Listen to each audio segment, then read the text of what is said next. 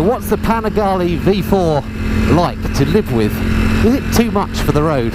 Is it just too much sport bike that means it's impractical to ride as a day-to-day motorcycle? Well, stick around and stay tuned. I'll tell you what I think.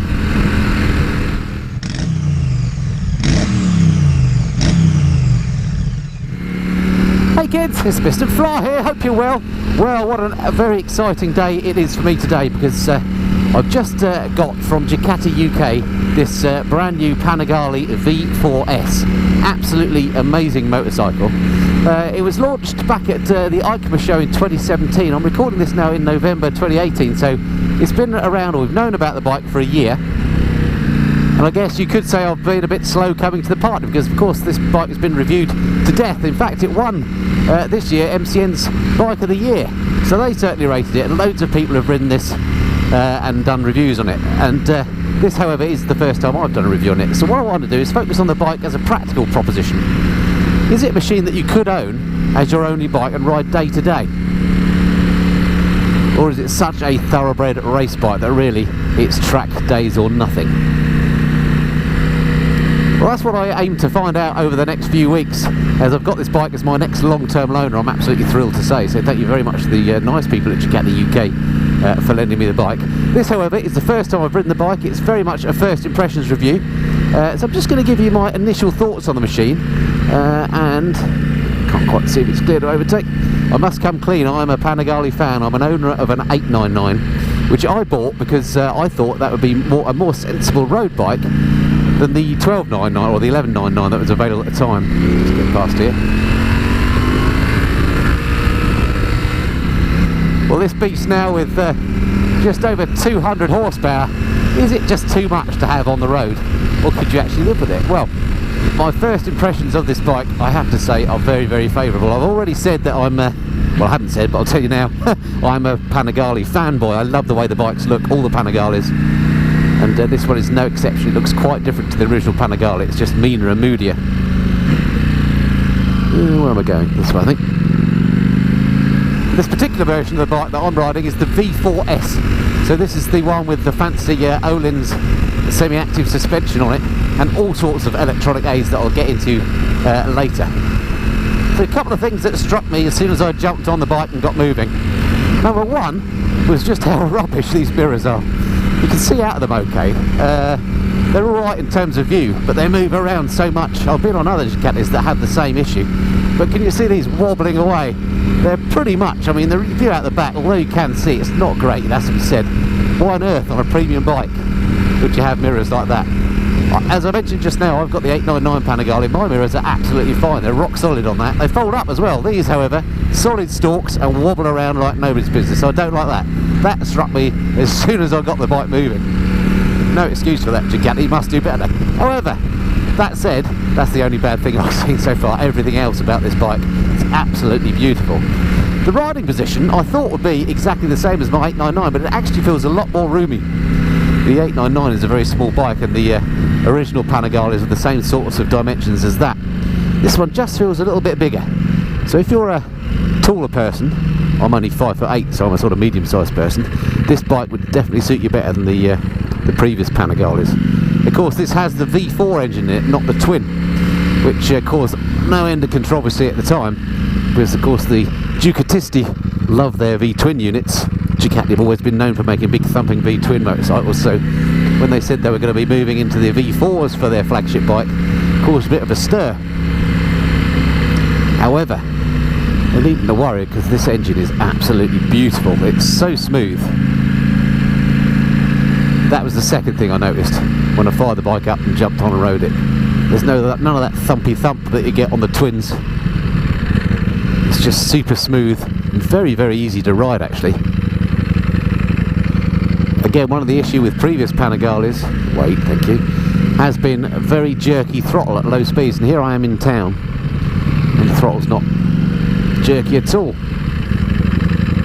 The brakes on it are absolutely stonking, as you'd imagine. Amazing Brembo brakes on here, which are actually developed by Brembo with Ducati for this very bike, and boys, it paid dividends, because they are some of the best brakes I've ever used. So just going through the practical aspects, the things that I've noticed initially, I mentioned that it's a bit roomier than the original Panigales. and that means it's a bit more comfortable. The riding position seems just a little bit more civilised. I'm not feeling quite so scrunched up. My legs are a little bit wider apart. I'm still obviously in a sports bike crouch, but because of the width of the bike is a bit more, because of the V4 engine instead of the twin, your knees are a bit further apart. It gives you something a bit more extra to grab hold of with your knees and takes the weight off your wrists. It's a really comfortable bike to ride. For a sports bike, well, I'm not going to say it's a sofa, but it's much nicer than the older Panigales for sure. Another first for me on a Panigale is this beautiful TFT screen that is fitted now. Looks really clear, beautiful screen, looks very business-like. I like that, that's one of the better ones I've seen. And also they've changed the way that the controls work on the bike. We've got this new switch gear, don't know if you can see that, which is a bit more intuitive. This switch on the left moves through the various trip devices down here. Hope you can see that. And then you can select them by pressing the little button on the right of it. You change the riding modes in the same way. You just hold the mode button down and just select the mode directly. That's so much easier than the old method that they used to have. And again, my bike has, where you have to actually hold the indicator switch down. It's a right faff. This one, completely conventional indicator switch and dead easy to change riding mode, so I like that. So switch gear improved, riding position improved, brakes unbelievable.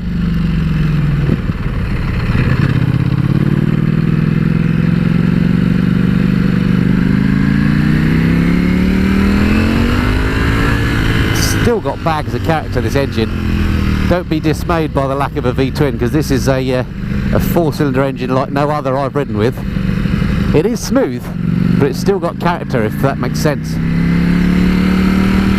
Okay, we're coming to a national speed limit area. I'm only in second. My goodness me, does this bike want to go. If you want it to be a hooligan bike, then it absolutely can do that. Of course, 200 plus brake horsepower, of course it would. But also, as you just saw riding through town there, very, very easy to ride. The bike is laden with electronic gizmos. It's got a new next generation quick shifter on it, which is really nice and smooth. I keep forgetting to use it, but it works really nicely. Much more delay actually. When you're going up through the box, you can sense the delay in revs much longer than you could on the old quick shifter, which I'm not sure I like actually. But certainly when you go down using the auto blipper, that works really, really well. One of the smoothest auto blippers I've ever used. Got a bit of clear space here.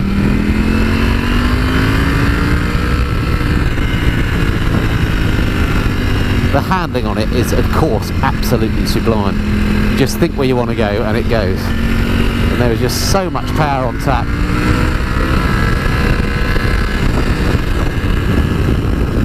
Feels super stable when you wind her on a bit.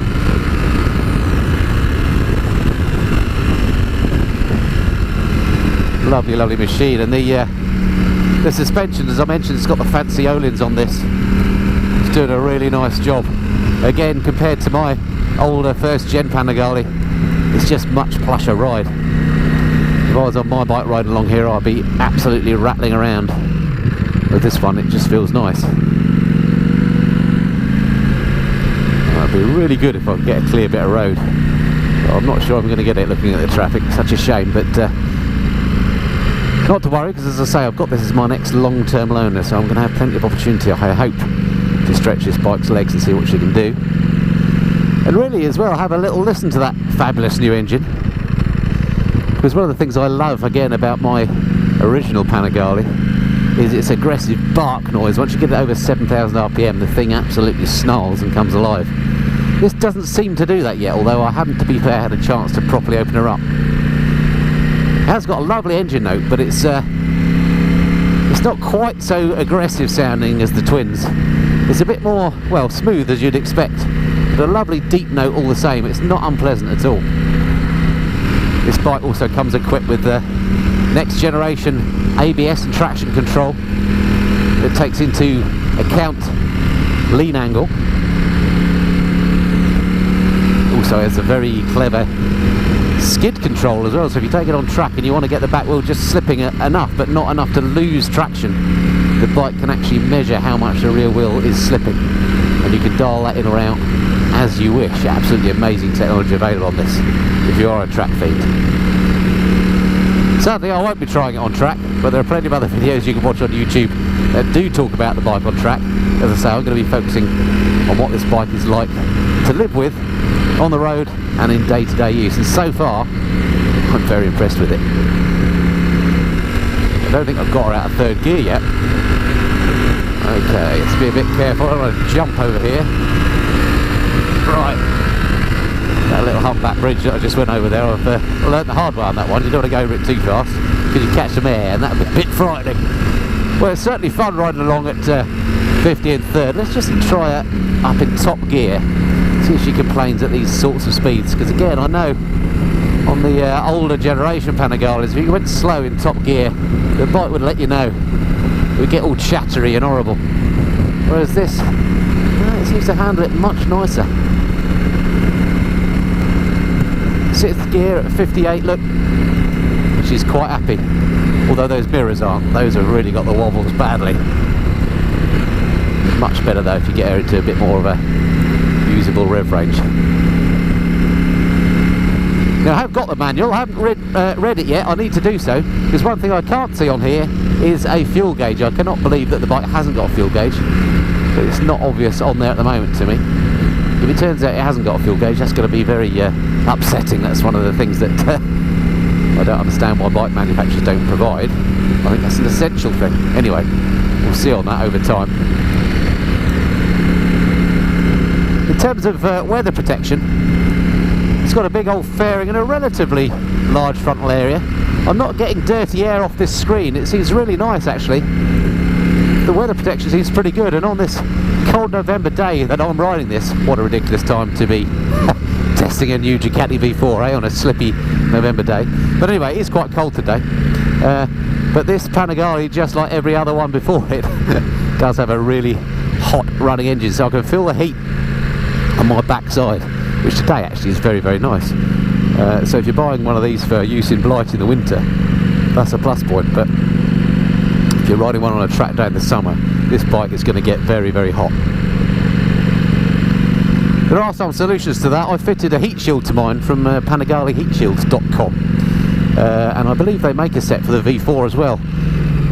And they very kindly offered viewers of the Mist and Flyer a discount. So if you have a Panigale and you want to get a heat shield fitted, check out the links below in the description, and you can actually get some money off the Panigale heat shield from those guys.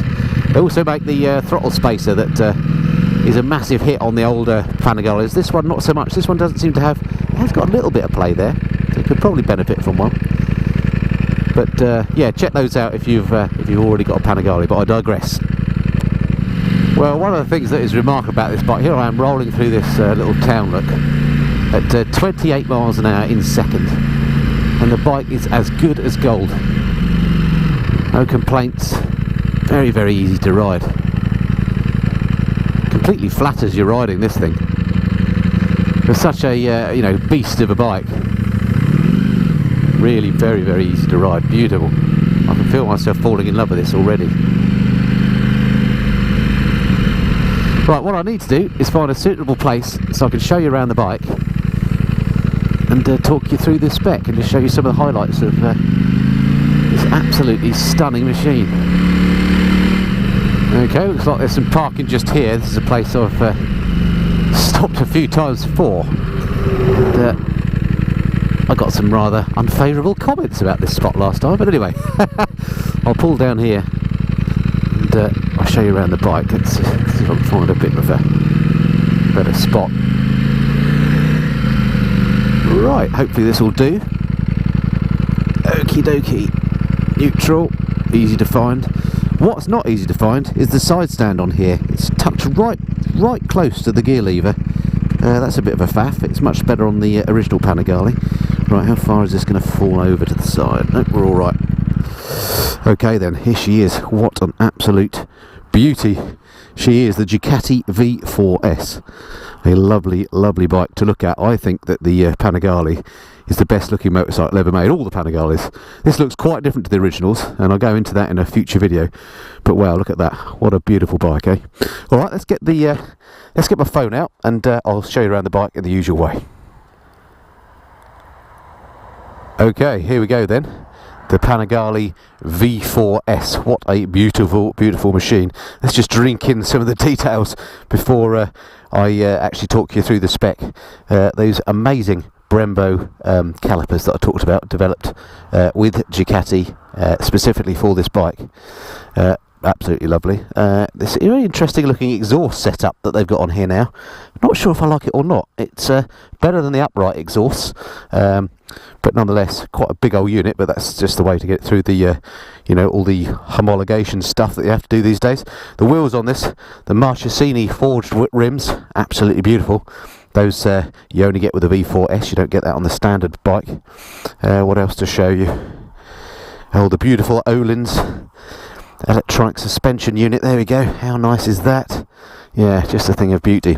Anyway, you can tell I'm already a huge fan of this. Alright, let's just take you through the salient numbers on the spec then. The engine, 1103cc, 90 degree V4. Try not to get killed here or run over, by the way. They call it the Desmo Sedici Stradale. That rolls off the tongue rather nicely, doesn't it? Gotta love the Italians.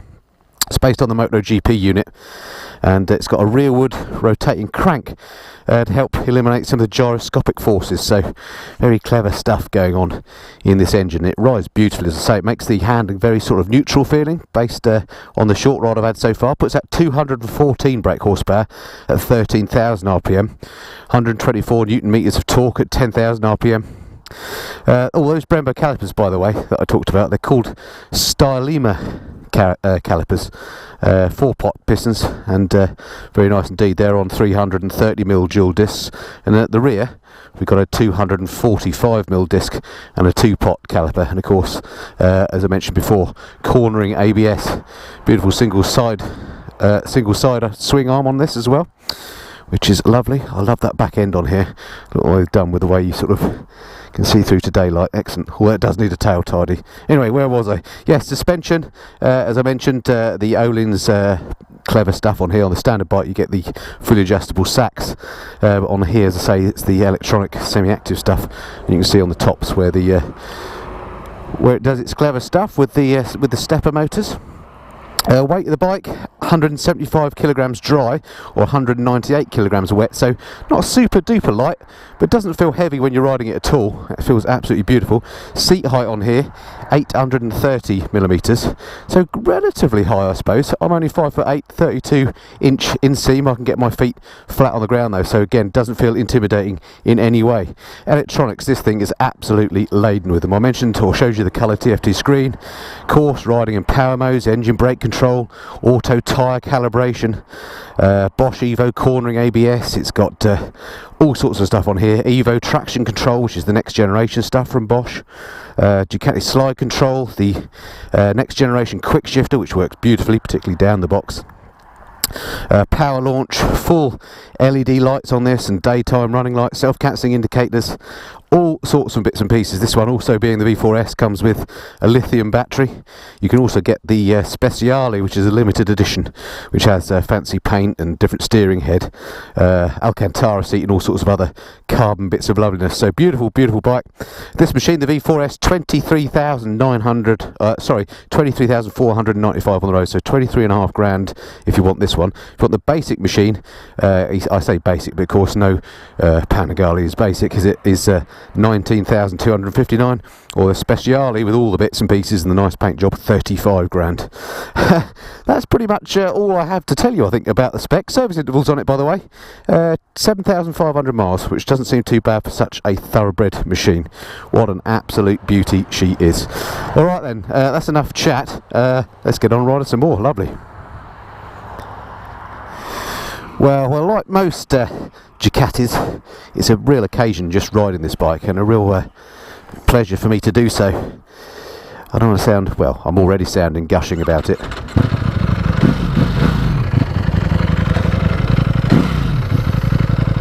Right, DPL on, level 1. Alrighty. I really do need to read the manual, find out what that means.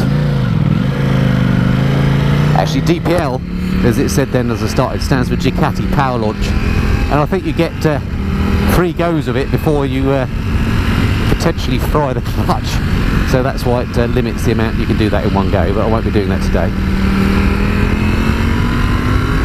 Now these are the sorts of roads you want to be riding on.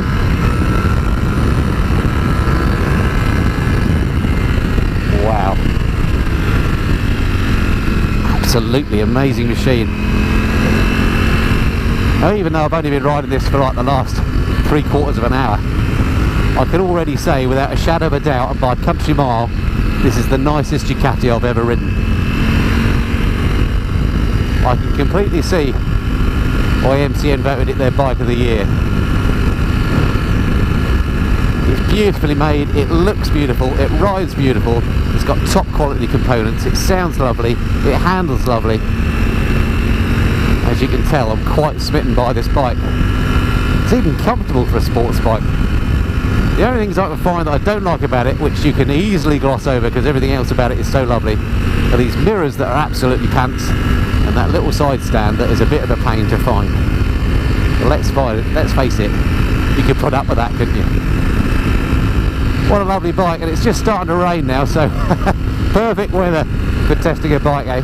Anyway, if you're interested in the V4 Panigale, then do stay tuned to the channel, because I will be bringing you lots more videos on this bike, including in a few weeks time, just before I'm due to take the bike back, I'll be doing my in-depth review of the machine, where I give you all my learnings I found out about the bike, everything that I can tell you that you may not pick up in a 1 hour test ride of one of these.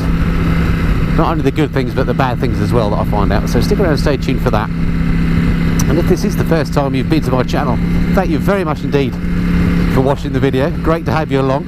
If you would consider subscribing, then that would be fantastic. Let's just hit by here while I can. I don't just do bike reviews, but I do trips and tours, I do how-tos, I do stuff in the garage, I do bits about bike news, I even do the odd live stream. Basically anything and everything to do with motorcycles, I try and cover it here on the Listen and Fly. Right, I've got this brilliant A413 to enjoy, which I'm going to do with full concentration. So I look forward to speaking to you again soon. Until then, this has been the Listen and Fly. Cheerio. Yeah!